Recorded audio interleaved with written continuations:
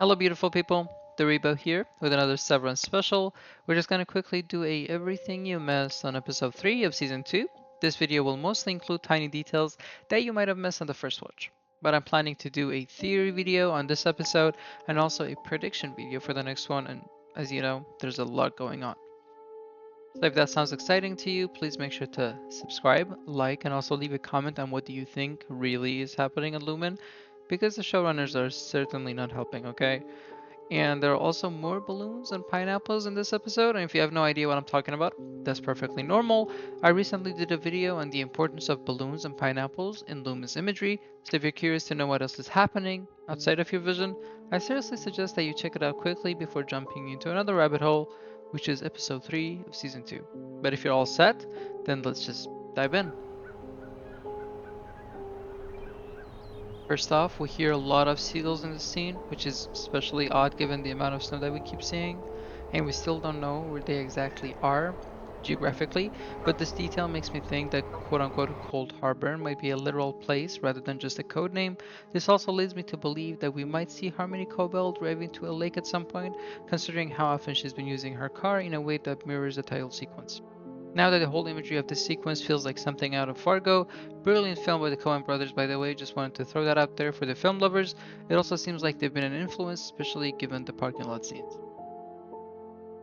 As for the car she's driving, if you haven't noticed by now, this specific model is called a Rabbit by Volkswagen. That might seem insignificant at first, but I'll drop a short Reddit thread below breaking down every possible Alice in Wonderland reference that fans have found in the show, and with the latest episode that the list just keeps growing. But we'll get there in a bit. But again, she's driving a white rabbit, which I think is very important. Immediately after, we cut to a scene where Mark is getting ready, and let me tell you, this man is on a mission.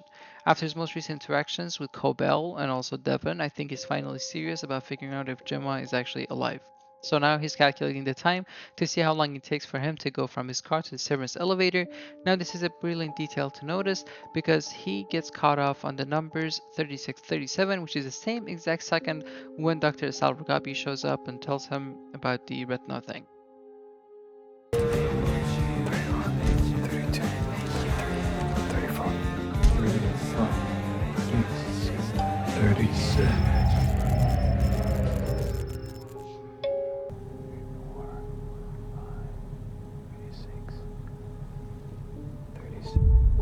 Jesus Christ! Okay, so we finally have another awkward interaction between Helena and Irving, and let me tell you, this is quickly becoming one of my favorite parts of the TV show. If you're still on the fence if that's Helena or Helly, I suggest that you check out my video on all the clues in episode 1 and episode 2 that kind of confirms who she actually is. But if you're still not a Helena believer, then this episode is just full of clues to convince you that this is not Helly R. She's using corporate talk and the word we has Lumen written all over it. With the amount of we's Lumen has recently been using, you would think that they're a company based in France. You haven't been back there, have you? No.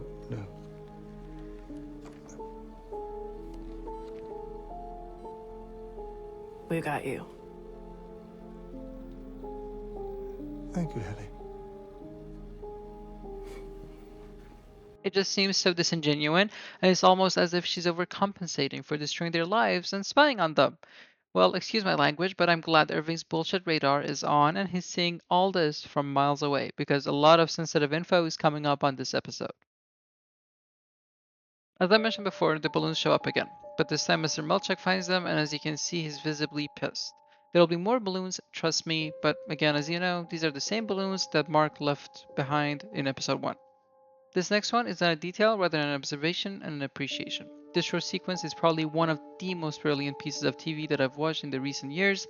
Seriously well done to the brilliant actors for this masterclass, as well as the writers and everyone involved in the cast. This scene was just truly incredible. I wanted to put it out there. Next up, we have Cobel writing to Salt's neck.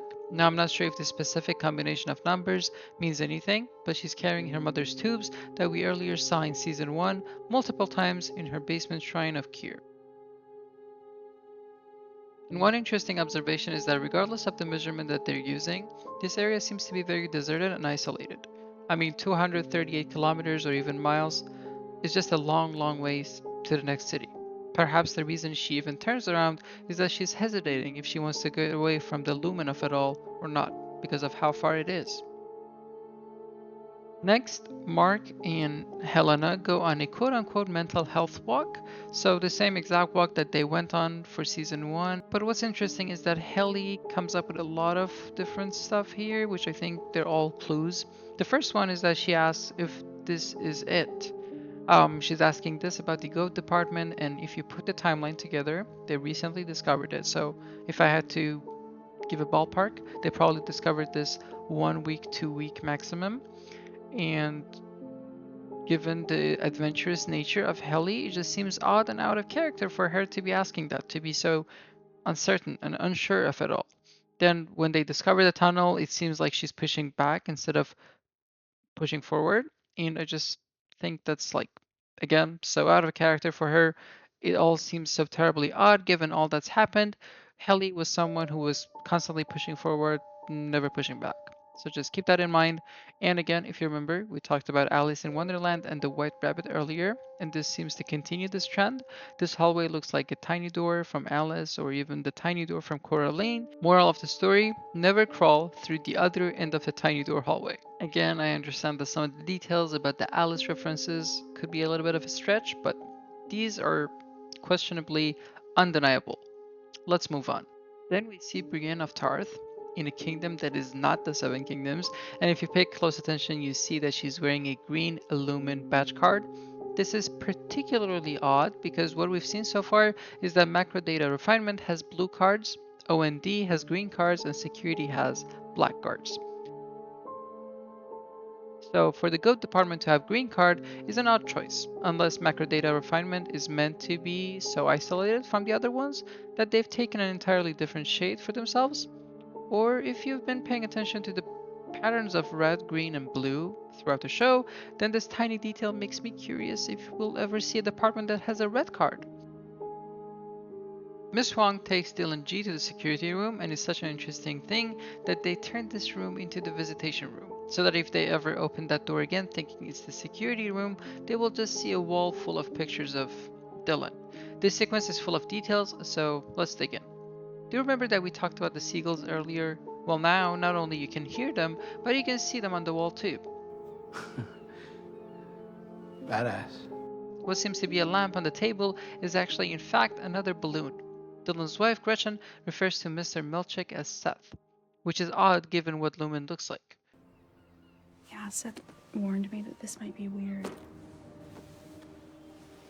Who's Seth? Don't you? Please refrain from sharing information that may be privileged or sensitive. You might think that this is not a big deal, but if anything, why are they on first name basis if they don't have a connection outside of work? Do you also remember the sequence in Dylan's closet? Dylan's child felt comfortable enough being around Seth Melchick as to not get weirded out by his presence, and just felt like business as usual, which is why Miss Huang interrupts them and stops them from discussing the situation further. What's also cool is that even though Dylan has been with Lumen for some time, they've never learned that Mr. Melchick's first name is Seth. Then we have a quick look inside Dylan G's outie life, and for a brief moment it seems like he's been crying and or he's been feeling emotional, but right after you can see the tear disappear. I'm not sure if this is actually just a production error or it's supposed to look this way, but either ways I would understand his deep sadness. Highlight of this sequence is what his kids bring to the table, and I mean literally, which is a wooden figure of a duck, or maybe it's a seagull. Honestly, all I can tell you at this point is that it's some sort of a bird. This matters why? Well, we just talked about Seth being a close acquaintance, right? Do you know who else keeps a figure of a bird-like creature on their desk? Well, bingo, you guessed that. Oh, and please, do not forget about the pineapples on the table.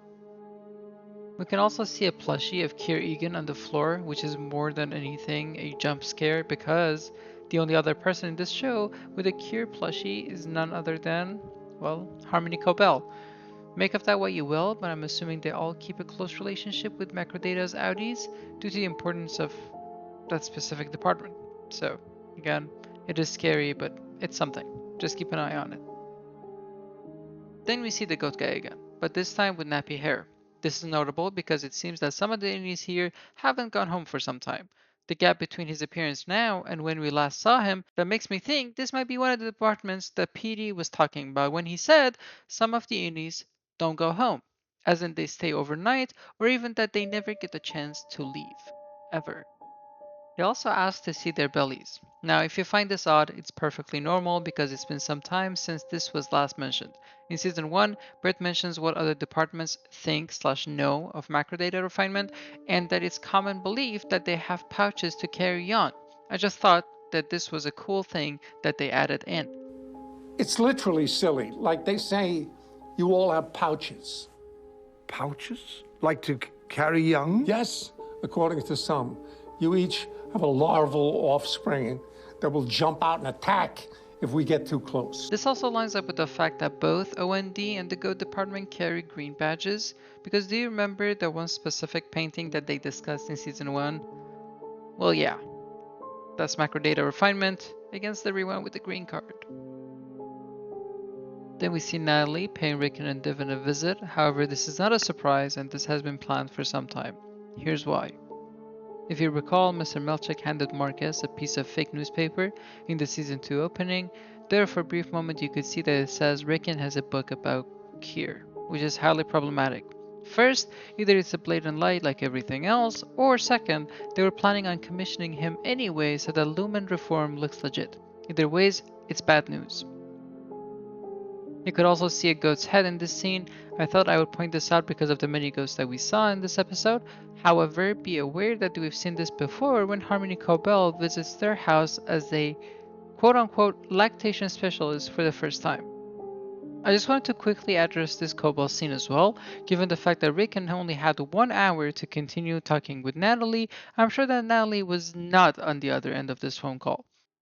I can't actually tell if Cobel realizes this as they gradually start walking, or it's the presence of a bodyguard/driver that scares her away, or it's actually the specific man scaring her away.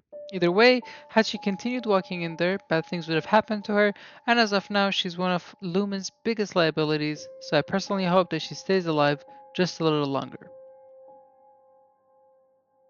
Then we see the procedure of Purple Mark, as I'd like to call it, as Dr. Ugabi blends in the 2 versions of Mark together with asking a couple of really awesome questions that were all foreshadowed in the show.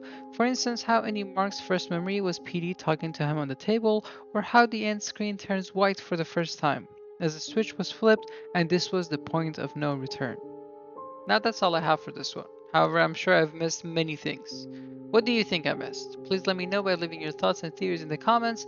I would love to go through each and every single one and respond to all of them. It was a pleasure. Stay tuned for more Severance excellence, and I'll catch you in the next one.